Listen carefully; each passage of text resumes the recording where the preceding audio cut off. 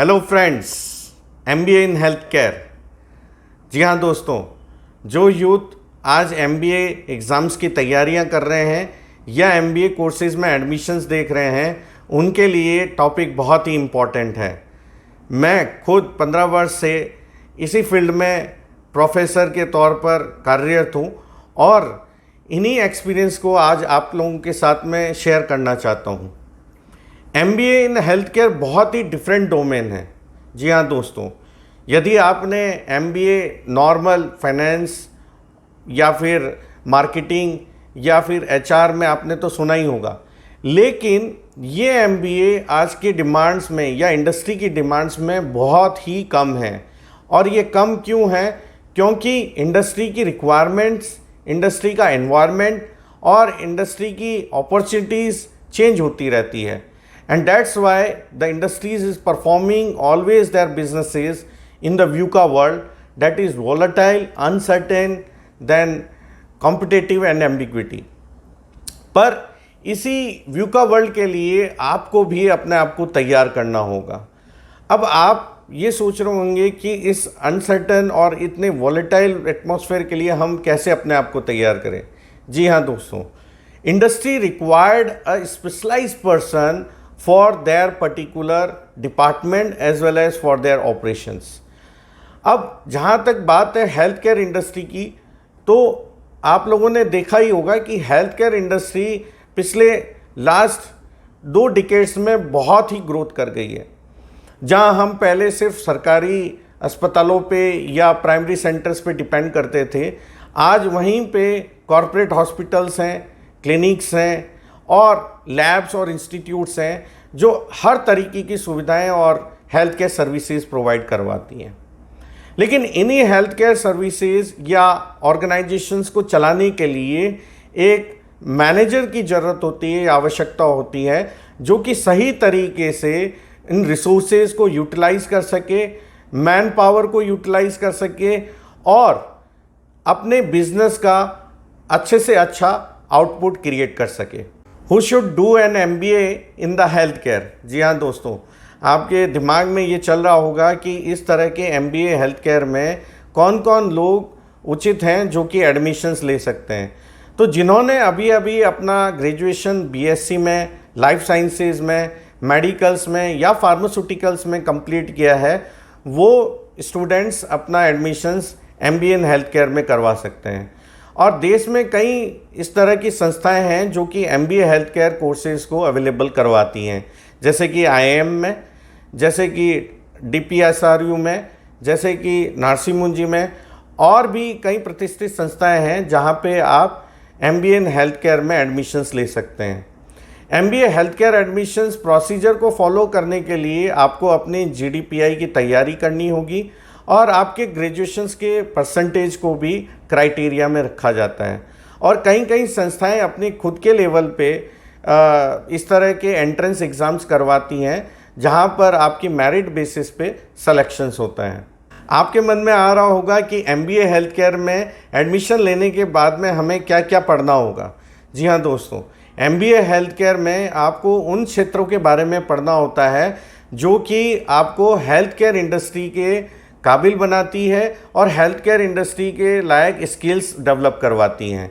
जैसे कि आप सप्लाई चेन पढ़ते हैं, जिसे कि सही तरीके से दवाओं को एक स्थान से दूसरे स्थान पे किस तरह से पहुंचाया जाए।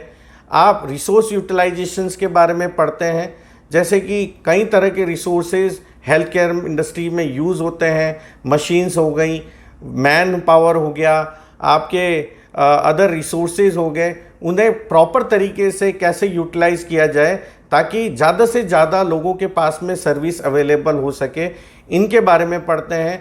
आप पढ़ते हैं क्वालिटी एश्योरेंस के बारे में, आप पढ़ते हैं मार्केटिंग जो कि सिर्फ हॉस्पिटल और हेल्थ केयर से रिलेटेड होती हैं, इन्हीं सारे चीज़ों और फाइनेंस के बारे में पढ़ते हैं और यही आपको आगे इंडस्ट्री के अनुरूप तैयार करती है।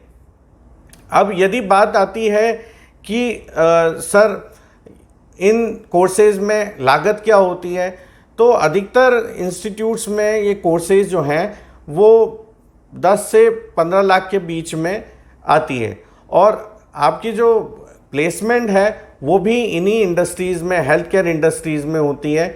जैसे कि आप कंसल्टेंट बेस पे अपनी नौकरी प्राप्त कर सकते हैं, या आप प्रोडक्ट ब्रांड मैनेजमेंट के तौर पे कार्यरत हो सकते हैं, या आप सप्लाई चेन मैनेजर्स बन सकते हैं, या एक ब्लॉक लेवल पे या डिस्ट्रिक्ट लेवल पे हेल्थ केयर मैनेजर्स भी बन सकते हैं।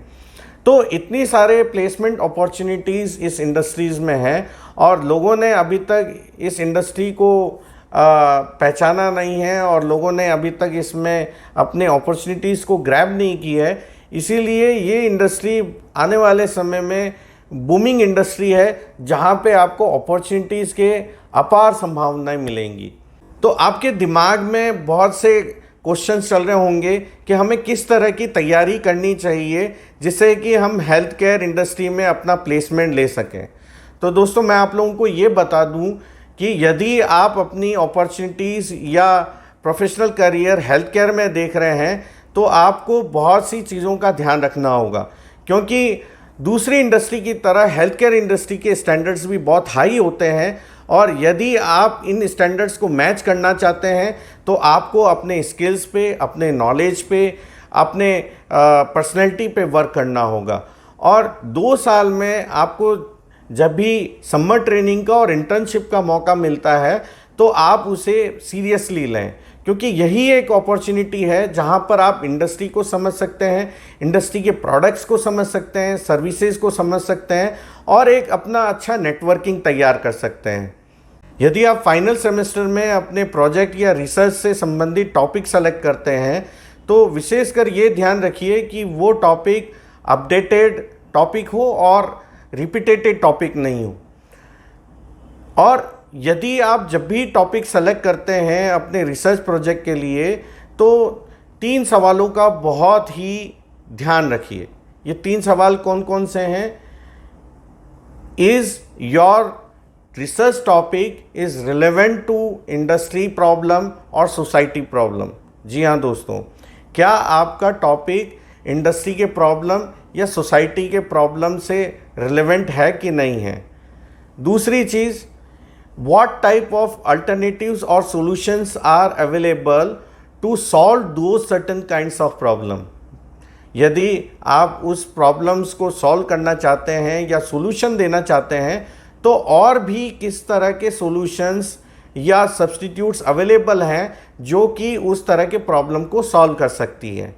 And third thing, what the ideal solutions you are going to suggest to solve that particular kind of problem? क्या आप सॉल्यूशंस देना चाहते हैं जो कि बहुत आइडियल है और बहुत रिलेवेंट है उस प्रॉब्लम को सॉल्व करने में?